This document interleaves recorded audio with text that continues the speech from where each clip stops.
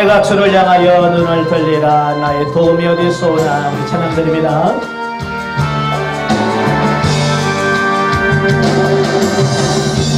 내가 주를 향하여 눈을 들리라. 나의 도움 어디서나.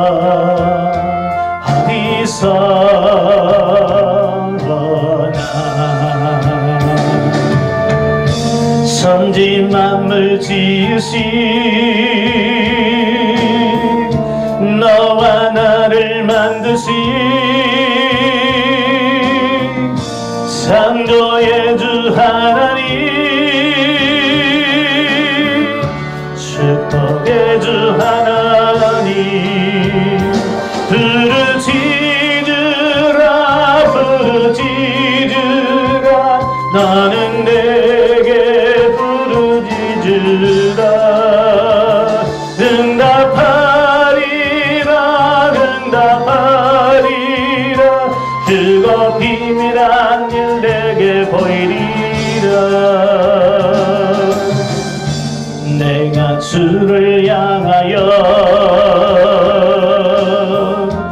기뻐하리라. 나를 사랑하시는 나의 주 그리스도. 십자가의 보혈로 내를 씻어주시는 용서의 주 하나님, 구원의 주 하나님, 기뻐하여라 기뻐하여라. 너는 항상 기뻐하여라. 감사하여라 감사하여라. 그거 놀라운 일 내게 보이리라. 내가 주를 향하여 감사하리라. 나를 도와주시는 나의 주 성령님, 환난 고통 당할 때 나를 보호하시는 능력의 주 하나님, 생명의 주 하나님, 찬양하여라 찬양하여라. 할렐루야 찬양하여라. 소리 높여서 찬양하여라. 영광 찬양해 주 예수 그리스도. 아멘. 은혜로우신 아버지 감사합니다. 오늘도 저희들을 귀한 곳으로 인도하셔서 정말 주님을 찬양하며 주님 앞에 나갑니다. 주님 우리를 받아 주옵시고 정말 험악한 세상의 능력으로 승리해가는 우리 삶이 될 수 있도록 주여 도와주옵소서. 오늘도 능력 행하며 은사의 말씀을 같이 나눌 때 성령께서 우리 지각을 열어주셔서 알게 하시고 생각나게 하시고 깨닫게 할 뿐만 아니라 성령의 능력으로 덧입혀지는 귀한 시간 되어질 수 있도록 도와주옵소서. 시종을 맡겨오며 예수님의 이름으로 감사하며 기도합나이다. 아멘. 예, 이 시간 주신 하나님 말씀은 사도행전 19장입니다. 사도행전 19장 11절, 12절만 같이 보도록 하지요. 사도행전 19장 11절, 12절 우리 같이 읽겠습니다. 하나님이 바울의 손으로 놀라운 능력을 행하게 하시니 심지어 사람들이 바울의 몸에서 병든 손수건이나 앞치마를 가져다가 병든 사람에게 얹으면 그 병이 떠나고 악기도 나가더라. 아멘. 예, 지난 시간에 이어서 오늘 능력 행함의 은사, 다른 말로 말하면 기적의 은사에 대한 부분을 같이 한번 나눠보려고 그래요. 자, 헬라어로 뭐라고 그랬어요? 에네르게메타 디나메온이란 말이에요. 이게 초자연적인 하나님의 개입, 초자연적인 하나님의 능력이 우리 삶 가운데서 표현되어지고 나타나는 그런 은사를 우리가 능력 행함의 은사다라고 이렇게 말씀하고 있고, 다른 말로는 기적을 행하는 은사다라고 이렇게 말씀을 드릴 수 있어요. 지난 시간까지 우리가 능력 행함의 은사의 목적과 유의까지 말씀을 드렸고요. 자, 오늘 이 시간에는 능력 행함의 은사가 임할 때 나타나는 현상에 대한 부분을 같이 나누려고 그래요. 모든 은사가 우리에게 임할 때, 그 은사가 임할 때 나타나는 현상들이 있거든요. 지난 시간에 우리가 앞전에 우리가 신유의 은사, 병 고치는 은사가 임할 때 어떤 증상이 나타난다고 그랬어요? 여러 가지로 말씀드렸죠. 예, 첫째로 가장 뚜렷한 게 뭐냐면 기도할 때 손이 찌릿찌릿해지고, 손이 커지고, 손에 힘이 들어가는 어떤 그런 현상들이 우리에게 나타나다고 말이에요. 자, 그럴 때 우리가 인지할 수 있는 거야. 하나님께서 지금 내게 지금 신유의 은사, 병 고치는 은사를 지금 내게 주셨구나. 이걸 인지할 수 있어. 마찬가지로 이 능력의 은사가 우리가 임할 때도 비슷한 현상이 나타나게 돼. 그 비슷한 현상을 어떻게 표현하냐면, 박철수 목사님 뭐라고 말하냐면, 성도에게 능력 행함의 은사가 임하면 몸에 강한 진동과 손에 강한 힘을 느끼게 되고, 방언 기도를 할 때 마치 입에서 불을 토해내는 것처럼 강한 소리를 내는 특성이 있다 그랬어요. 자, 그러니까 이 능력의 은사가 우리에게 임해서 지금 내게 실제 되어지고 있다라고 하는 것이 뭘로 나타난다고요? 진동. 그 대표적인 예가 사도행전 4장 31절입니다. 사도행전 4장 31절에 보면 빌기를 다함에 모인 곳이 진동하더니 무리가 다 성령의 충만함을 받고 담대히 하나님의 말씀을 전하니라 그랬어요. 그러니까 초대교회에 어려움이 있었잖아요. 사도들을 붙잡아서 사내들인 공에서 죽이려고 했지만 죽일 만한 어떤 빌미를 잡지 못하는 거예요. 그래서 사도 베드로나 요한을 매를 때리고 내보냅니다. 그럼 매 맞고 나온 베드로와 요한이 그 성도들에게 지금까지 있었던 사실을 다 얘기합니다. 그러면서 우리 기도하자. 그래서 말씀을 붙들고 이 사도행전 4장에 막 기도합니다. 그때에 31절에 보여 어떤 현상이 보이냐면 저들이 빌기를 다함에 모인 곳이 진동하더니 그랬어요. 진동이라는 흔들림을 떨림을 말하거든요. 예. 저도 이제 기도하다 보면 어느 순간부터 몸에 진동이 오더라고요. 예. 몸이 흔들리는 역사가 있게 돼요. 예. 손이 흔들리고 몸이 흔들리고, 예. 이런 현상들이 나타나더라고요. 처음에는 저는 이제, 처음에는 이런 것을 제가 굉장히 싫어하는 스타일이거든요. 손 들고 기도하고, 이런 걸 별로 안 좋아했던 사람인데, 바로 이 능력 행함의 은사가 임하니까요, 이건 내가 흔들고 싶어서 흔드는 게 아니에요. 내가 떨고 싶어서 떠는 게 아닌데, 성령께서 제 몸을 막 흔드는 거예요. 심지어는 의자에 앉아서 기도하면, 의자에서 뛰기 시작하면, 의자에서 20cm, 30cm를 뜁니다. 예, 여러분 앉은 자리에서 뛰어봐요. 뛰어지는지. 불가능합니다. 그런데 성령께서 강하게 역사하니까 이게 뛰더라고요. 예. 그건 뭐냐면 하나님의 그 능력의 행함의 은사가 지금 강력하게 임하고 있다라고 하는 것을 내게 느낄 수 있도록 해주는 어떤 이런 부분들을 보게 되고요. 그 다음에 손에 강한 힘을 느낍니다. 그러니까 기도하다 보면 막 손에 힘이 팍 들어가지. 이건 내가 힘 들어가고 싶어서 들어가는 게 아니고 성령께서 역사하셔서 막 힘이 들어가게 돼. 온몸 막 힘이 에너지가 확 차는 느낌을 받게 되고, 더 나가서는 이제 방언을 할 때에 방언이 달라집니다. 우리가 이제 보통 방언으로 기도할 때는 그냥 보통 발성으로 기도를 하잖아요. 자, 그런데 이 능력 행함의 은사가 임해서 그 방언이 나갈 때는요, 아주 단음이면서 아주 강력하게 나가는 이런 모습을 보게 돼요. 예를 들어서 이런 거예요. 우리가 보통 기도를 이렇게 기도하잖아요. 방언으로 기도하죠. 그런데 이 능력의 원사가 임하면 그런 식이 아니라 이 아주 강하면서도 어떤 강력한 어떤 방언이 터지는 것을 보게 돼. 그걸 보면서 지금 내 안에 지금 능력 행함의 은사가 임했고 그 능력의 은사가 실제로 이 안에서 역사하고 있다라고 하는 것을 느낄 수 있는 거예요. 왜 대부분의 사람들이 왜 이런 걸 못 느끼느냐는 거예요. 왜 못 느끼겠어요? 예, 이 은사가 내게 임할 때까지 우리가 기도를 안 한 거예요. 그러니까 그 수준까지 못 가는 거예요. 쉽게 말하면 이런 거예요. 이제 이런 은사들이 나타날 만하면 우리는 뭐예요? 예수님의 이름으로 기도합니다. 아멘하고 일어서 버리는 거예요. 그러니까 이런 것을 충분히 우리가 경험해야 되는데 이걸 경험할 만한 기도가 부족하다고 말이에요. 그러니까 저희가 기도할 때마다 짧게 기도하지 않잖아요. 저도 예전에 전도사로 사역하면서 금요기도 인도할 때 기도 시간이 1시간이나 해봐야 1시간 기도 안 하잖아요.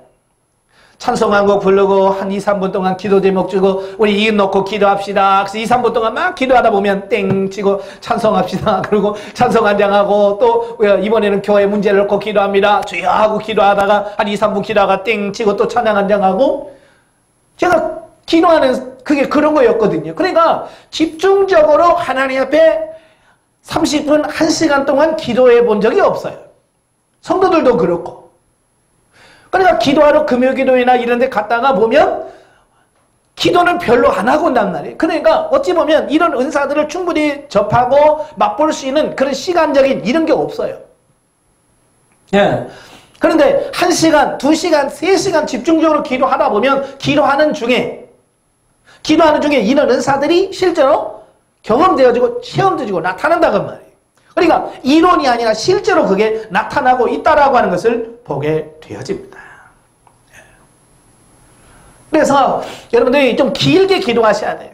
그래서 저도 저희 이 교회나 훈련원의 특징이 뭐냐면 기도를 중간에 끊는 게 없어요. 왜냐하면 좀 깊게 길게 하라는 거예요. 그럴 때 성령께서 임재하시고 성령께서 만지심을 경험하는 거예요. 그래서 기도는 길게 하라. 제가 전에도 말씀드렸죠? 김항한 목사님이 뭐라고 그랬어요? 40분을 기도해야 겨우 내 안에 있는 영이 기지개를 켠다 그랬어요. 그게 무슨 말이에요? 내가 기도의 자리에 앉아서 이제 기도를 시작하면 40분 정도 기도하면 그때서야 내 영이 깬다는 거예요. 이제 나도 기도 좀 해볼까라고 영이 그때서 깬다는 거예요. 그래서 40분 이상 기도해야 뭐가 된다는 얘기예요? 내 영이 인지하고 영이 하나님께 기도할 수 있는 영의 기도가 나올 수 있다 그 말이에요. 자, 안타깝게도 우리 한국교회 성도들이 40분 이상 기도하는 사람이 있어요, 없어요? 드물다 그 말이에요. 물론 그런 분들은 다 은사들을 경험해요. 40분 이상, 1시간 이상 하신 분들은요, 보면 보통 방언 통역 다 하고요, 은사 경험합니다. 왜? 그분들은 그런 과정을 통과했기 때문에 그래요. 근데 그 과정을 통과하지 못한 사람은요, 10년, 20년, 30년을 기도해도 이런 은사를 경험하지 못하는 거예요. 왜요? 영적인 삶을 못 삽니다. 왜? 영의 기도까지 못 들어가요. 길게 기도 못 합니다. 새벽 예배는 잘 참석해요. 새벽 예배는 잘 참석하는데 문제는 뭐냐? 새벽 예배 마치고 기도합시다 하면 5분이면 벌써 더더더더 나가는 소리가 나고 15분이면 전멸이에요. 그러니 그런 기쁜 기도를 못하니까 영에서부터 기도가 나올 수 없는 거예요. 그래서 기도 시간은 저는 그래 항상 길게 해라. 길게 기도했을 때 그 기도를 통해서 이제 영이 깨어서 영이 하나님을 만나고 하나님을 기도할 수 있는 수준까지 가야 돼. 그러니까 제가 영성을 처음 만났을 때 기도를 5시간씩 하라고 그래요. 그래서 저는 새벽에 3시간씩을 기도했어요. 그냥 3시간 동안 충분히 기도하니까 이런 은사들이 개발이 되더라고요. 저같이 은사에 대한 모르는 사람, 은사에 대해서 잘 나타나지도 않는 그런 체질인데도 불구하고 새벽에 3시간 기도하고 저녁에 3시간 기도, 하루 6시간씩을 그냥 기도하니까 나타나더라고 말이에요. 그러니까 자신 있게 말씀드릴 수 있는 거예요. 이건 기도를 길게 하라. 근데 그렇게 길게 기도하는 사람들이 없다고 말이에요. 왜요? 예, 우리 방언을 받지 않고 우리말로 기도하면요, 저도 한 30분 기도하면 할 얘기가 없어요, 사실은. 그렇잖아요? 한 30분 정도 뭐 나라 민족부터 시작해서 하면 1시간 좀 기도하면요, 없어요. 안 나와요. 없어. 기도 제목이. 그런데 하나님께서 기도의 능력을 방언의 은사를 주셔서 이제는 뭐 3시간, 4시간, 5시간도 뭐 기도 제목이 없어서 기도 못할 염려가 없잖아요. 문제는 뭐예요? 이 몸이 안 따라줘서 그렇지 기도 제목이 없어서 기도 못하거나 안 하잖아요. 방언의 은사가 바로 기도의 은사거든요. 기도하라고 준 거예요. 그러니까 방언을 통해서 열심히 기도하다 보면 이런 것들이 나타나게 되어지는 이런 부분들을 보게 돼. 그래서 능력의 은사가 임하면 처음에 나타나는 현상이 진동이 떨리는 거예요. 혹시라도 여러분이 기도하시다가 몸이 떨리거든, 남 눈치 봐가지고 아이고 미치다고 할까봐 그래서 그걸 중지하고 멈추지 않기를 바래요. 계속 하십시오. 내 몸을 맡기세요. 그 다음에 두 번째가 이 능력의 감연사를 통해서 강한 기도를 하게 되면 나타나는 현상이 뭐냐면 이 토하는 현상이 나타나요. 토하는 현상이 나타나요. 그래서 심지어는 좀 그렇습니다만은 이 식사한 것이 소화가 덜 될 때는 그 토하면서 같이 나올 수도 있어요. 그래서 이런 기도를 할 때는 좀 음식을 많이 먹지 않고 기도하는 것이 중요해요. 그런 현상들이 나타날 때는 저는 이제 이런 현상들이 처음 나타날 때는 그게 무슨 의미인지를 몰랐어요. 사실은 제가 88년, 89년, 90년 그때에 제가 신학교 다니면서 매주 화요일마다 밤 11시 반부터 새벽 4시 반 철야기도를 했었거든요. 북한 선교회에서 철야기도를 했어요. 거기서 오면 아주 강력하게 기도를 많이 하거든요. 글쎄요, 거기서 이렇게 기도를 하면 어느 기도 수준이 들어가면 이상하게요, 내 안에서 이 토하는 것이 나타나더라고요. 하면서 그게 나타나는 거예요. 처음에는 그게 누가 이거 가르쳐 주는 사람도 없잖아요. 그죠? 이런 은사가 있다, 이런 게 나타난다, 이런 가르쳐 주는 건 없는데, 기도하는데 막, 하면서 나오니까, 막, 창피하기도 하고, 이게 도대체 무슨 현상인지를 모르겠는 거예요. 그래서 자꾸 절제를 했죠. 그래서 이렇게 기도를 막 하다가 그게 나올 현상이 되면, 기도를 쉬어. 안 나타나게. 왜 모르니까. 왜 제가 이렇게 실질적인 것을 얘기를 하냐면 여러분들이 실제로 하다가 그런 현상이 날 때 그게 그거였지 라고 해서 깨달으라 그 말이에요. 그러니까 저는 그걸 모르니까 기도하다가 막 해서 그런 현상들이 비슷한 현상이 나오려고 하면 끊어. 가만히 있어. 그게 좀 잦아지면 또 하다가 또 나타나려면 멈추고. 이런 현상들이 있어. 그런데 이제 영성훈련을 통해서 그런 부분들을 통해서 그게 뭐냐면 내 안에 있는 악한 것들이 나갈 때 나타나는 현상이더라 그 말이에요. 그러니까 여러분들이 기도할 때 여러 현상들이 나타나잖아요. 어떨 때는요, 기도하다 보면 잠도 안 와요. 졸린 것도 아닌데 막 입이 벌어지면서 막 하품이 그렇게 납니다. 이렇게 기도하다 보면 막 하고요, 그냥 막 하품이 막 나와요. 졸립지도 않아요. 뭐 산소 부족 그런 것도 없는데 막 그게 나와요. 이게 도대체 무슨 현상이지?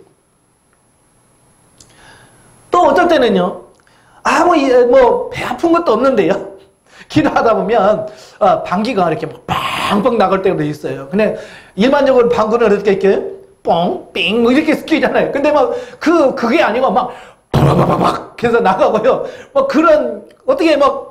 어떻게 우리가 평상시 경험하지 않는 그런 현상들이 막 나타나요.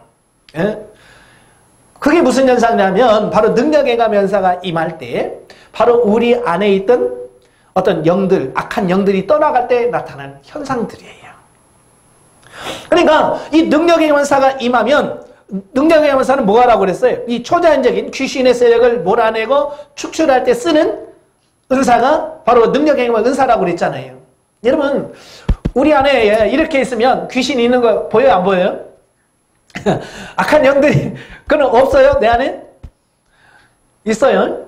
자, 우리는 모를 뿐이야. 우리가 보이지 않는단 말이에요. 그런데 이 능력의 행함의 은사가 강력하게 나타나면 내 안에 있던 악한 영들이 떠나가요. 왜? 성령의 빛이 비치고 예수 그리스도의 빛이 비치면 이 안에 있는 악한 영들이 이 안에 있을 수가 없어요. 예. 하나님의 그 강력한 빛이 내 안에 들어오면 이게 이 안에 있을 수가 없어요. 그래서 떠나갑니다. 이게 나가면서 나타나는 현상이 하품이 나오기도 하고, 얘는 토하기도 하고, 이런다 그 말이에요.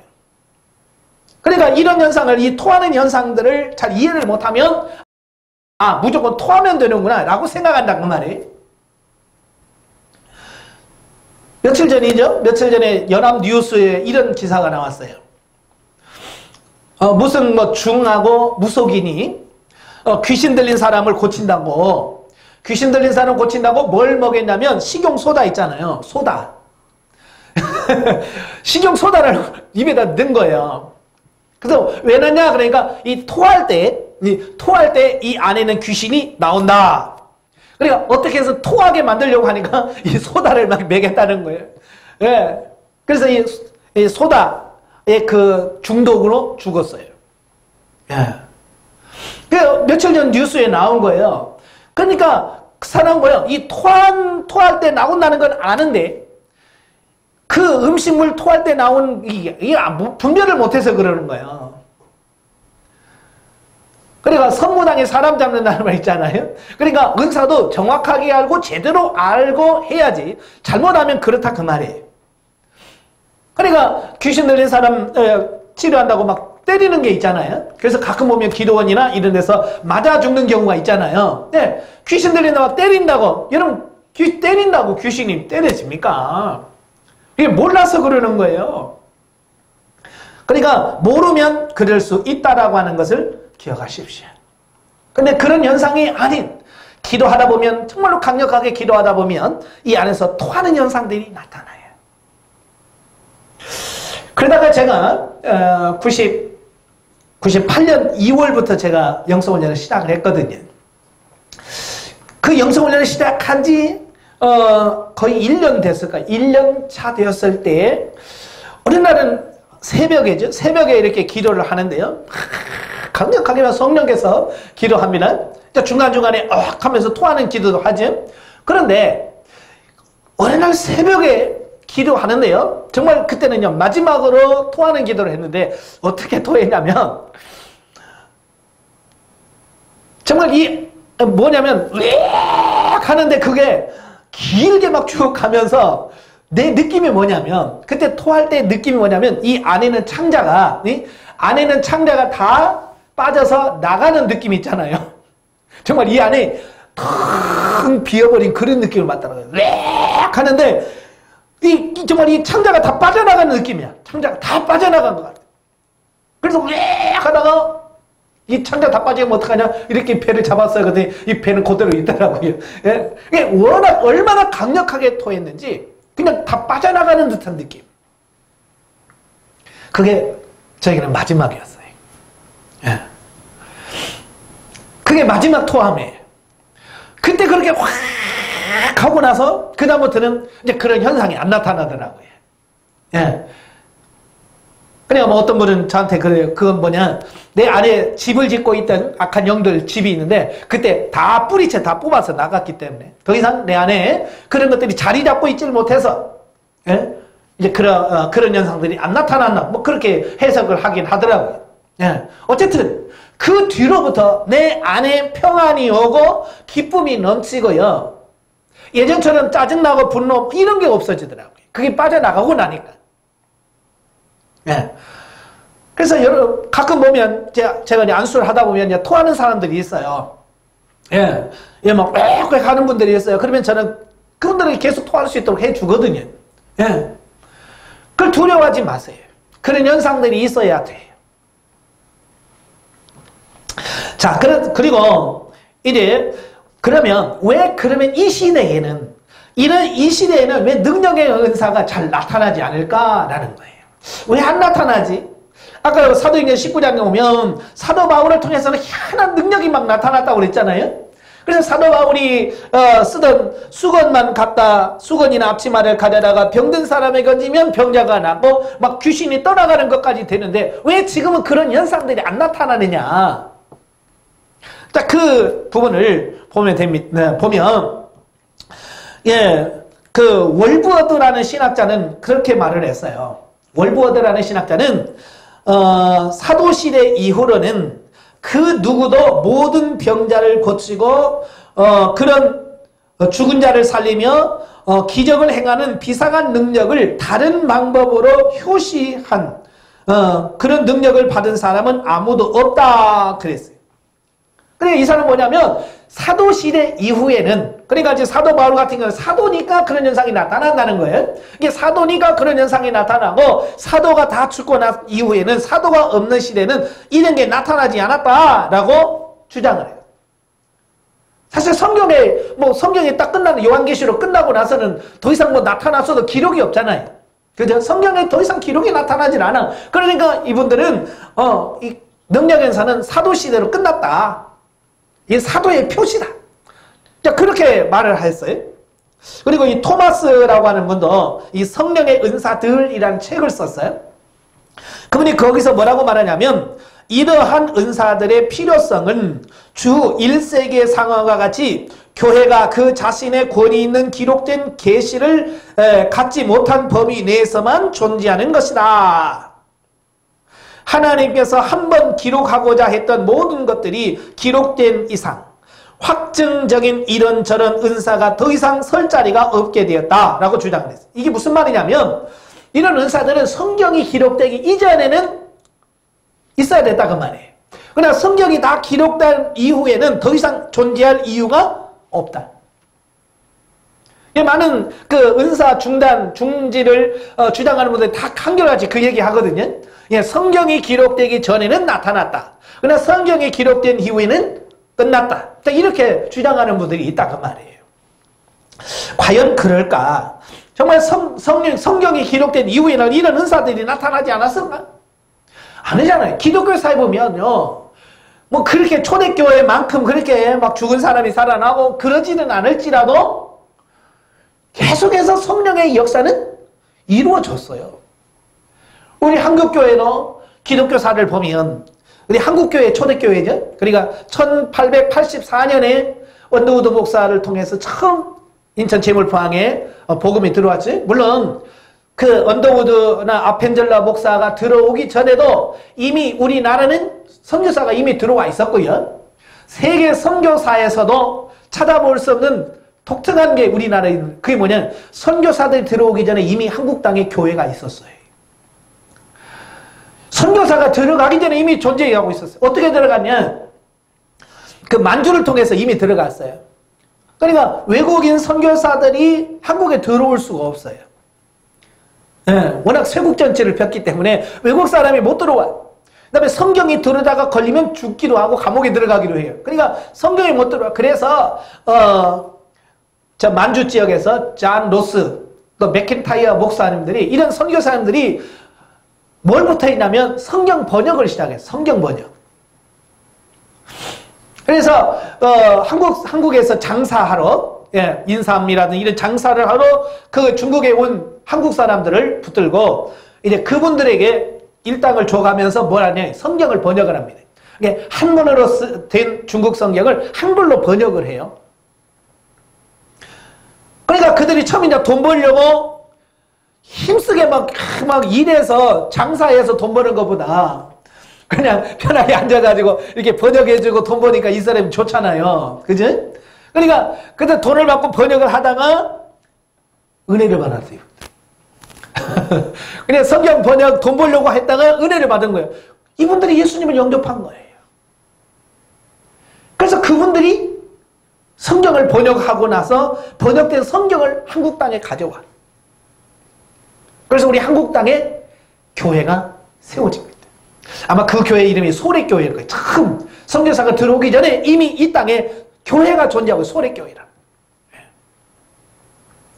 그래서 그분들이 이 성경을 갖고 들어와야 되는데 갖고 올 길이 없는 거예요. 워낙 검문검색이 심해서 못 들어오는 거예요. 그래서 이분들이 성경을 어떻게 갖고 들어왔냐면 그 집신 있잖아요. 집신. 옛날에는 집신으로 이렇게 해서 여행 가면 이렇게 메고 들어오잖아요. 먼 길 갈 때. 그러니까 그 책을 한지를 이렇게 말아서 집신을 만든 거예요. 집신을.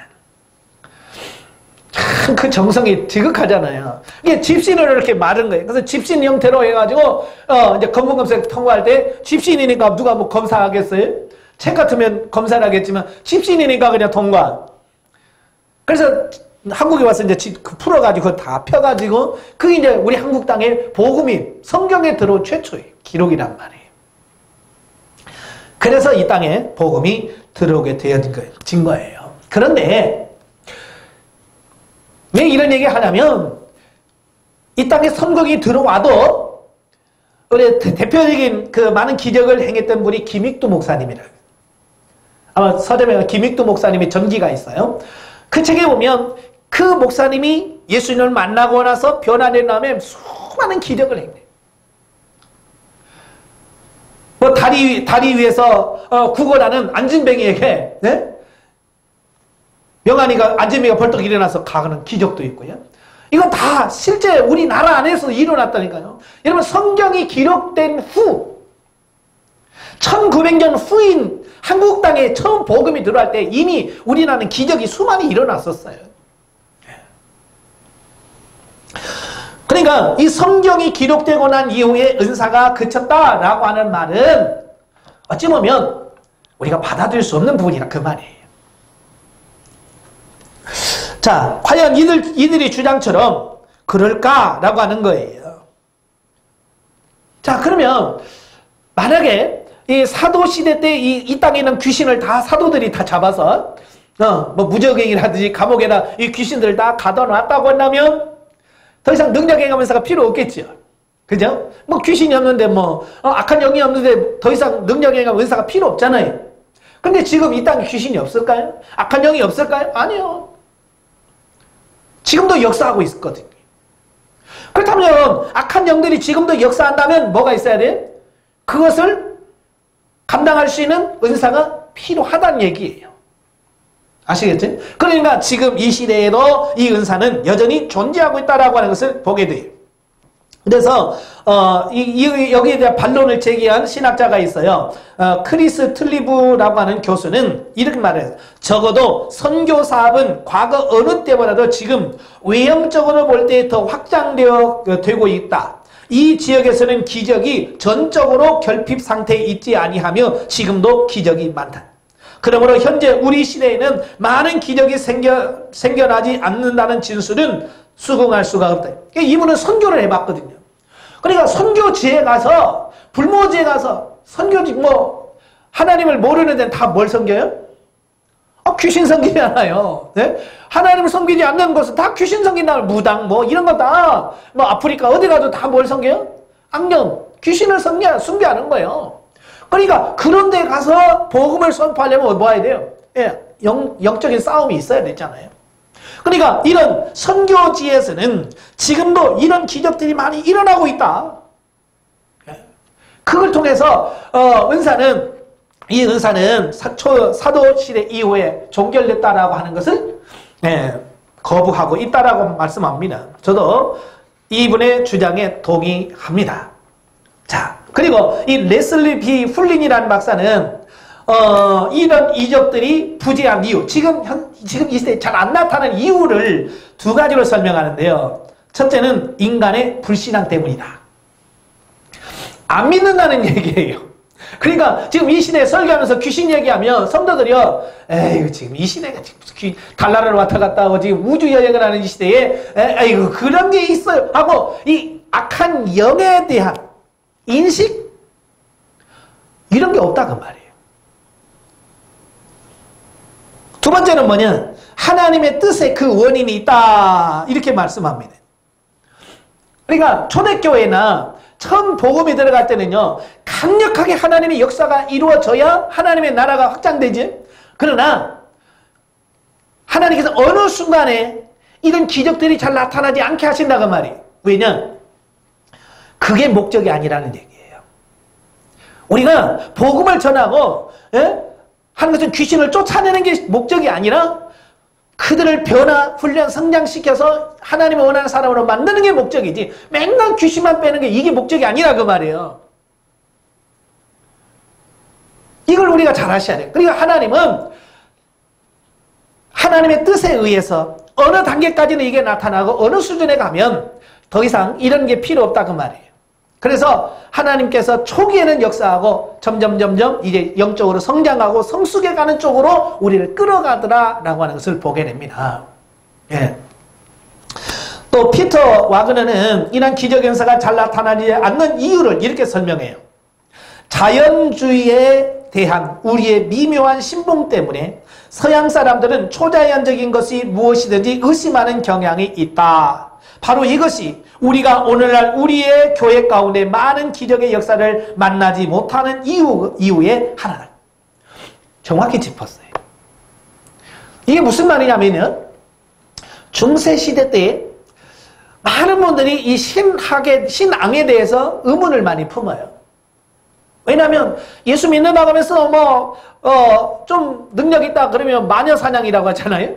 그래서 막 죽이고 베드로 성전 지낸다고 면죄부 팔고 그래서 예수 믿는 사람도 신앙에 대해서 회의를 갖고 특별히 이 신앙에 대해서 좋지 않게 생각하는 사람은 얼마나 반감을 갖겠어요.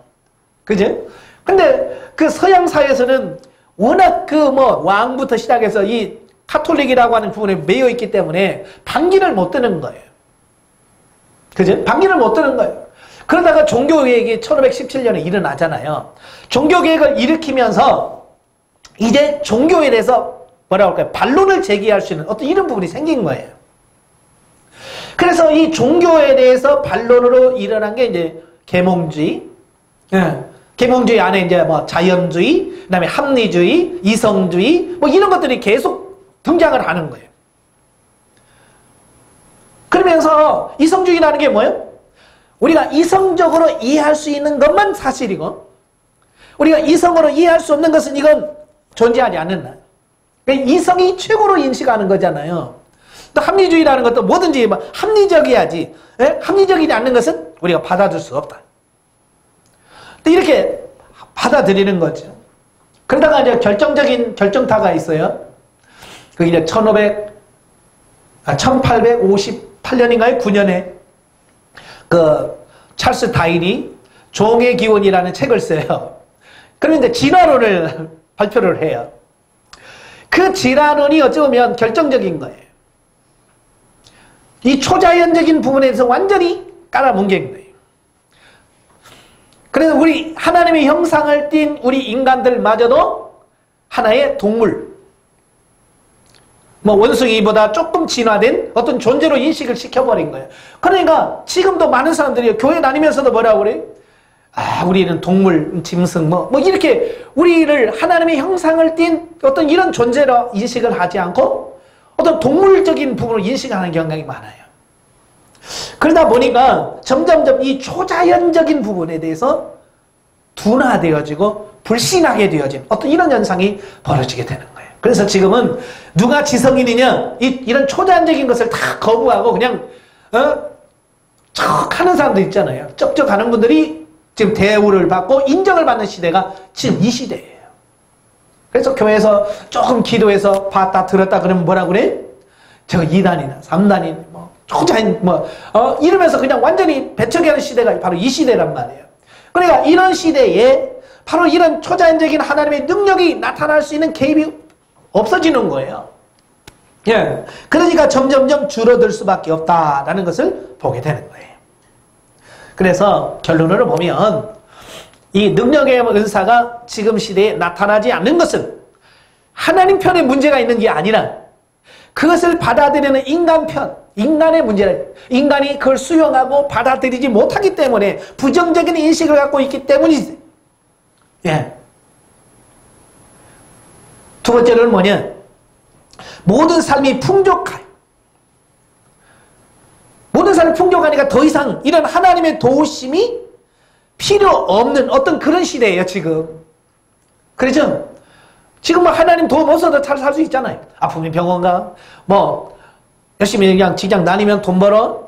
예전에는 참 힘들고 없을 때는 아버지 물질 주셔야 됩니다. 뭐 해야 됩니다. 병원이 없을 때는 하나님 치유해 줘야 됩니다. 근데 지금은 뭐 아프면 병원 가면 뭐 치유와 방법이 있지, 약국 가면 약 있지, 뭐 다 있으니까 하나님이 그렇게 필요하지 않는 시대예요. 어찌 보면. 그러니까 하나님을 찾지 않나요? 여러분 신명기를 쭉 읽어보시면 모세가 계속 이스라엘 백성들에게 뭘 강조합니까? 너희들이 나중에 가나안에 들어가서 배부르거든 너희는 하나님을 잊을진데 그러지 마라. 하나님을 잊어버리지 마라. 기억해라. 그 말씀을 계속 반복하게 합니다. 예, 인간의 속성을 아는 거야. 너무 잘 아는 거야.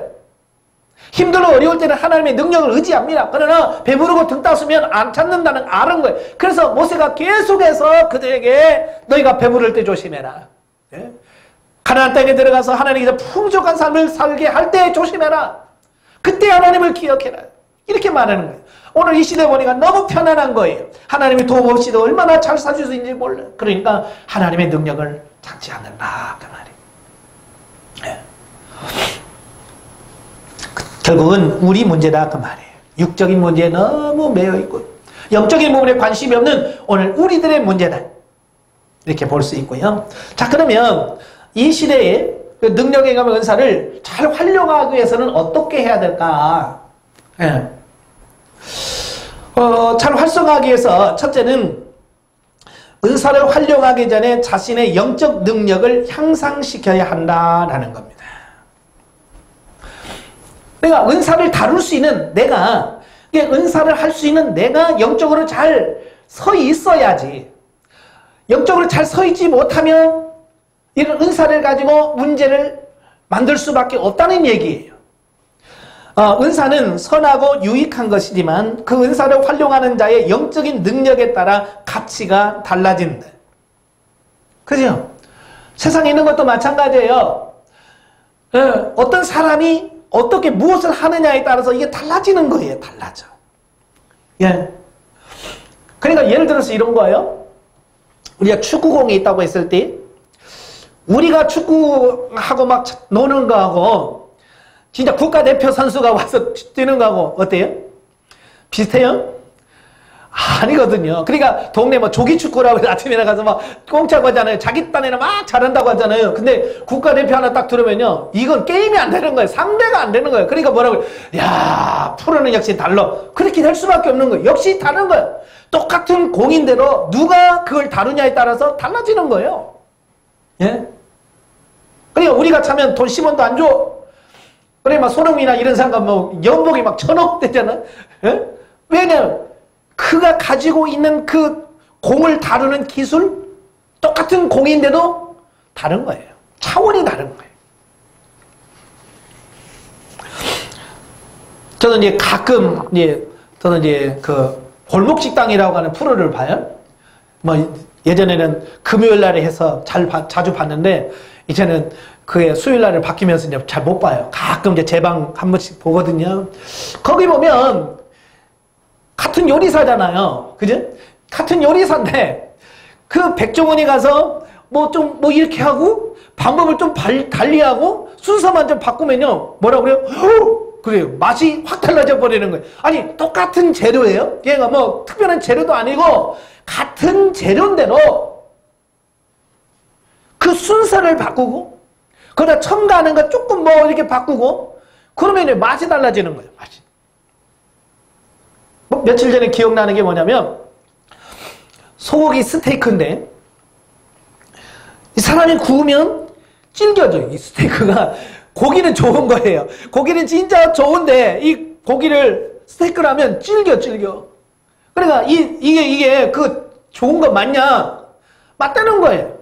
왜? 사온 영수증이 있으니까 맞죠.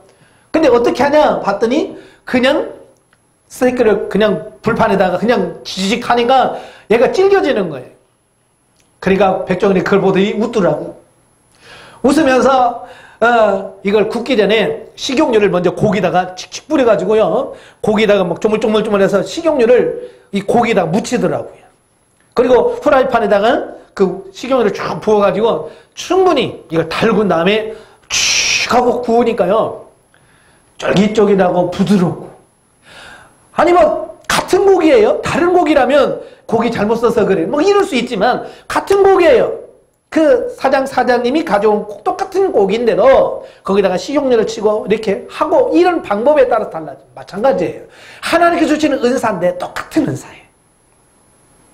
똑같은 은사인데 내가 내 영적인 역량이 어느 정도냐에 따라서 그것을 충분히 발휘할 수도 있고 그러지 못할 수도 있고 심지어는 그걸 가지고 해를 끼칠 수도 있다는 얘기예요.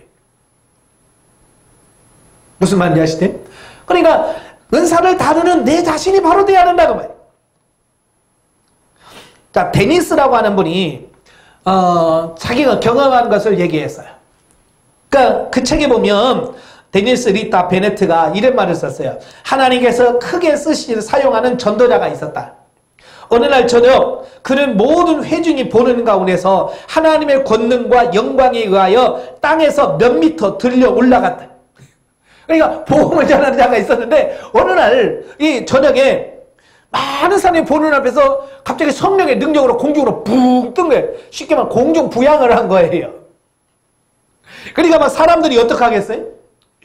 까무러졌겠죠. 예. 그리고 그날부터 이 체험이 너무나도 인상적이어서 이 하나님의 종인 이 전도자는 어떻게 하면 그리스도인들이 온 세계를 성령의 힘으로 옮겨다니며 복음을 전할 수 있을까에 대해서만 이야기해요. 그러니까 이 전도자의 목적이 뭐예요? 복음 전하는 거잖아요. 예수 그리스도를 전하는 게 목적이어야 되잖아요. 그러니까 공중으로 붕 뜨게 하신 것은 뭐겠어요? 예, 하나님의 능력을 전하고 예수 믿어야 된다 이걸 전해야 되는데 그다음부터는 뭐예요? 그 특별한 거 공중에 붕 뜨는 것만 자꾸 강조를 하는 거예요. 그러니까 이 문제는 그에게 가장 큰 논제가 되어 복음을 전하는 데 심각한 방해가 되었고 사역은 거의 무용지물이 되었다라고 기록했어요. 그러니까 하나님께서 우리의 능력의 은사를 경험할 때에 그 능력의 힘을 통해서 하나님이 지금 뭘 말씀하시려고 하시고 하나님께서 그 영혼을 구원하고 세우기 위한 목적에 의해서 주시는 거거든요. 예, 그런데 그 영혼을 세우는 쪽에 관심을 갖지 않고 나타날 현상에다가 목표를 두면 이런 현상이 나타난다니까요. 그러니까 가끔 이제 뭐 치유 사역 하시는 분들이 있어요. 그래서 맨날 귀신 빼낸다고 하시는 분들이 있잖아요. 저도 예전에 관심이 있어서 많이 가봤어요. 가서 보고 실제로 해보기도 했어요. 자, 그런데 문제는 뭐냐면 아니 귀신을 뺐으면 좀 변화되든지 다음부터는 없애야 되잖아요. 근데 가서 보면 맨날 귀신 빼는 사람 맨날 오늘 빼내고 다음 주에 또 빼내고 그 다음 주 또 빼내고 맨날 그러고 있는 거예요. 변화가 없어. 삶에. 왜냐? 그 영혼을 세우는 데다가 신경 쓰는 게 아니고 맨날 귀신 나가! 하고 빼내는 거기다만 초점을 맞춰서 그 사역만 하니까 더 이상 진보가 없는 거예요. 거기는. 바로 이 데니스라고 하는 분이 말하는 거하고 똑같은 거예요. 그러니까 귀신이 나가도 그 나간 그 영혼을 어떻게 하면 영적으로 말씀으로 바로 세워서 진리 안으로 세울까? 여기다 초점을 맞춰야 되는데 그 귀신 나간 그 현상 거기다만 초점을 맞추니까 문제가 발생할 수밖에 없는 거예요. 이것은 병 고치는 신유 은사와 마찬가지예요. 그러니까 신유 은사도 그 병을 고치는 데만 초점 맞추면 안 돼요. 병을 고치고 난 이후에 그를 영적으로 어떻게 바로 세워서 하나님 앞에 귀하게 서는 일꾼으로 세워야 돼요. 그러니까 예수님은 항상 병을 고치고 나서 뭐라고 그래요? 내 영혼이 구원을 얻었다. 다시는 죄를 짓지 말고. 자, 이게 뭐예요? 영혼에 대한 관심을 갖고 영혼을 세워가는 쪽이거든요. 예? 만약에 예수님께서 병을 고치는 게 목적이었다면 그런 말 안 할 거예요. 그냥 나 됐어 끝. 그랬을 거예요. 그런데 예수님은 안 그렇다고 말해요. 꼭 찾아오셔서 그 일을 영적으로 세워가는 그 일을 하신다고 말해요. 왜? 그게 목적이기 때문에 그런 거예요.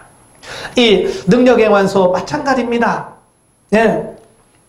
현상에다 매이면 그렇다고 말해요. 그러니까 왜 이 전도자가 실패한 원인이 무엇인가? 그것은 자기 몸이 공중에 뜬 것에 너무 집착해서 자신의 본연의 의무를 망각해버린 거예요. 예. 자기도 놀랬겠지? 막 공중으로 붕 숨이 다시 막 공중으로 떠 올라가면, 자기도 신기하겠죠? 근데 거기다가 너무 초점 맞췄다, 그 말이에요. 그러니까 우리가 기억할 것은 은사는 목적을 이루기 위한 수단이지 목적이 될 수 없다는 것을 기억하셔야 돼요. 근데 많은 분들이요, 이 은사를 목적으로 둔단 말이에요. 예, 은사는 절대 목적이 될 수 없어요. 하나님께서 이루신 그 목적을 이루는 수단이에요. 자, 자신의 영적으로 준비되어 있지 않으면 나타나는 현상에 도취되어 따라가다가 결국은 사단의 도구가 됩니다. 그러니까요, 이 귀신 빼내는 사람들이 나중에 보면 지가 귀신 들려가지고요, 귀신의 수하에서 종노하는 사람들 많이 봐요. 예. 왜냐하면 자기 관리를 못해서 그래. 자기 영적 관리를 못해서. 그래서 영적으로 깨어있고 성령 충만한 삶이 되어야 돼요. 예. 자, 그 다음에 두 번째로 은사를 오용할 수 있다고 하는 두려움을 버려라. 예. 자, 이런 말씀을 많이 하면 많은 분들이 이제 은사를 활용할 때 두려움을 많이 느껴요. 혹시라도 잘못되면 어떡하지? 뭐 이런 두려움이 있잖아요. 예. 저는 이제 상담하다 보면 방언 기도하세요. 그러면 아이고, 마귀 방언도 있다면서요. 혹시라도 기도하다가 마귀 방언 받으면 어떡해요? 뭐 이러면서, 예? 또 능력 행하다가 혹시라도 내가 귀신 덮어씌워가지고 내가 또 고생하면 어떡해? 뭐 이런 두려움이 있잖아요. 막연한 두려움. 예? 이런 두려움 때문에 하나님께서 주신 것들을 활용하지 못하는 분들도 많거든요. 그분들은 뭘 못 믿냐면 하나님의 능력을 못 믿는 거예요. 하나님의 능력을. 하나님께서 그런 은사를 주실 때는 그 은사를 감당할 수 있는 능력도 주시는 거예요. 예. 그러니까 두려워할 필요 없어. 영분별 은사를 주셔서 분별케 하신다, 그 말이. 예. 예. 그래서 우리가 크게 염려할 필요가 없다. 왜냐하면 하나님께서 이미 우리들에게 영분별 은사를 주셔서 분별케 하실 뿐만 아니라 우리를 선한 길로 인도하고 계심을 믿기 때문이다. 그러니까 하나님께서는 이미 영분별 은사를 주셔요. 그래서 영분별을 하게 하셔. 이게 악한 영의 역사인지 성령의 역사인지 분별케 하신다는 말이에요. 처음에는 잘해요. 근데 문제는 점점 하다 보면 이게 무뎌지더라고요. 무뎌져요. 참 그렇잖아요. 예를 들어서 이런 거죠. 처음 간호사 하신 분들은 뭐 이 주사 꽂고 막 피 보고 이거 막 무서워 그러잖아요. 그런데 자꾸 하다 보면 뭐예요? 이제 만성이 되잖아요. 그래서 주사도 팍팍 놔주고 말이죠. 피도 아무렇지도 않고 너무 하다 보면, 예? 자신감은 있어도 좋은데 나중에 보면 사람이 별거 아닌 것 같고, 예? 인명경시 현상이 나타나고. 그러니까 점점 가다 보면 나중에 잘못되면 어떻게 해요? 사람을 완전 무시하고요. 환자 보기를 뭘 보듯이 막 하는 이런 경향이 생긴다고 말이에요. 이게 뭐냐? 자기 관리를 못하면 그 도를 넘어서면 그렇게 되는 거예요. 은사도 마찬가지예요. 처음부터 다 그런 사람 없어요. 처음에는 참 겸손합니다. 그런데 자꾸 하다 보면 어느 사이인가 그게 만성이 되고요. 예? 그래서 자기가 지켜야 될 부분을 놓치는 경우가 너무 많은 거예요. 그러니까 영분별 은사를 잘 통해서 분별을 잘 하시고 넘어야 될 어디까지가 내가 해야 될 선인지를 분명히 인식을 하고 그 선을 잘 지킬 수 있는 부분이 돼야 돼. 그 선을 넘으면 안 돼. 그 선을. 자, 그 다음에 마지막으로 능력 행하며 은사와 사단의 모조 은사를 구분해야 된다.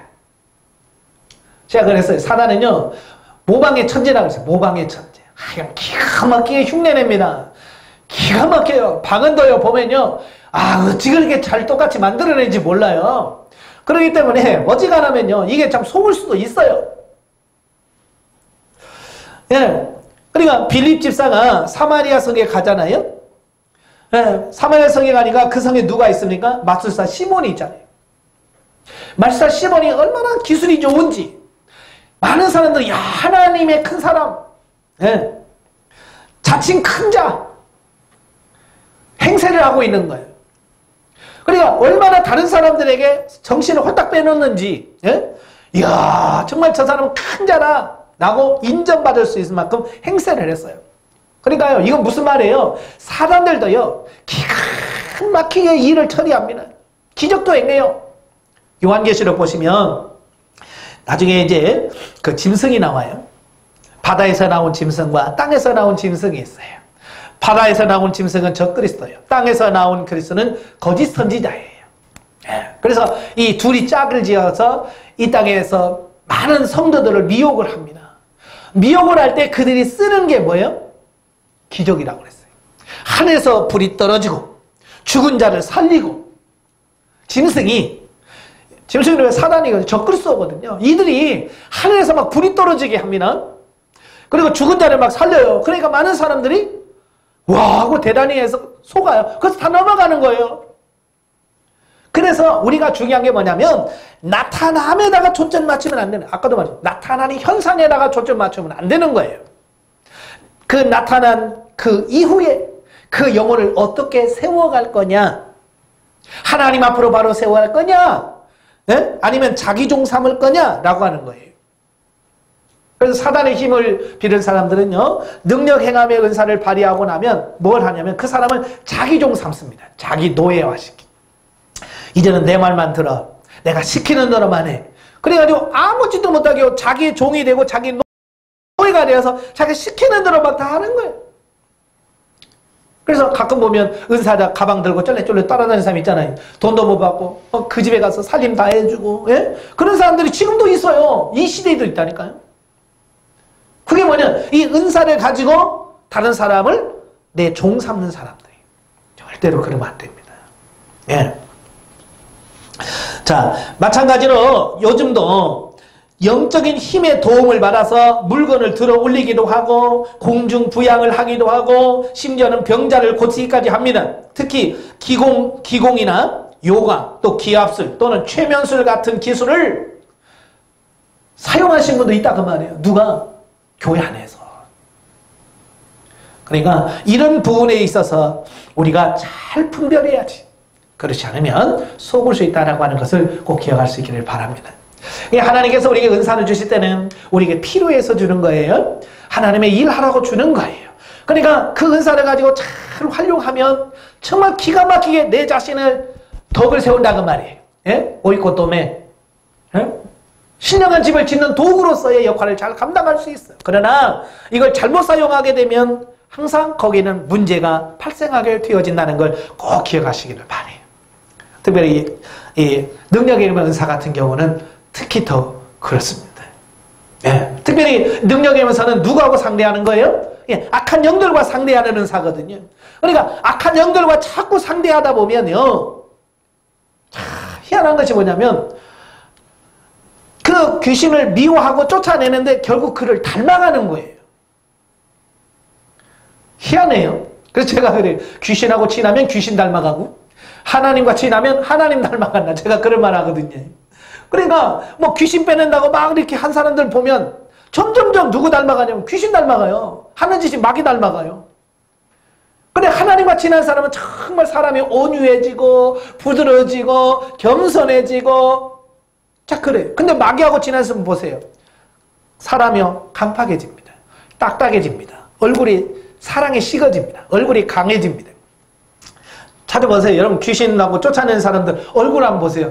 정말 온유하고 온화하고 화평하고 평안한 사람 봤어요?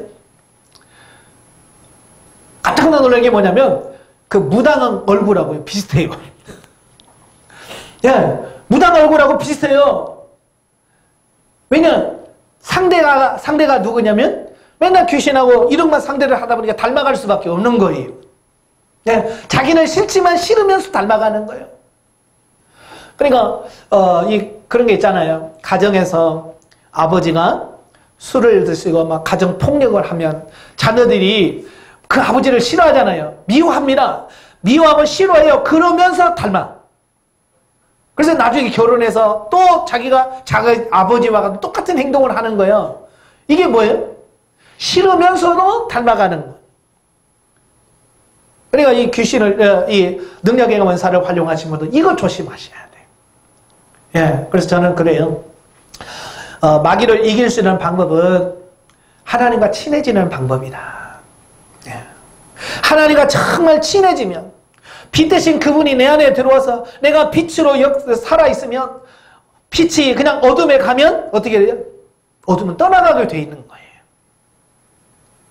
내가 빛이 없으면서 어둠에 들어가서 막 싸우는 것보다 내가 하나님과 친해서 빛 가운데 거하면 어둠에 들어가면 빛이 바라면 자연적으로 떠나가는 이런 모습들을 보게 되는 거예요. 그래서 기도 많이 하시고 하나님과 더 친해져야만 된다는 걸 꼭 기억하시면서 이 은사를 잘 활용하시는 여러분 되시기를 주님으로 축원합니다. 기도하겠습니다. 은혜로우신 아버지 감사합니다. 오늘도 귀한 말씀을 주셔서 감사합니다. 이 땅에는 악한 년들과 어둠의 권세들이 우는 사자와 같이 삼킬자를 짜라 둘을 살핀다고 말씀합니다. 이와 같은데 우리가 정신을 차리고 근신하여 깨어있게 하여 주시고 하나님께서 주시는 영적인 무기 이 능력 행함의 은사를 가지고 악한 영과 어둠의 권세를 몰아내며 승리해가는 우리의 삶이 될 수 있도록 주여 도와 주시옵소서. 행여나 우리가 이 은사를 감당할 수 없을까봐 두렵사오니 하나님 저에게 능력을 주시고 권능을 주셔서 이 은사를 잘 활용함으로 말미암아 승리의 삶을 사는 우리 모두가 될 수 있도록 도와 주시옵소서. 예수님의 이름으로 감사하며 기도합나이다. 아멘.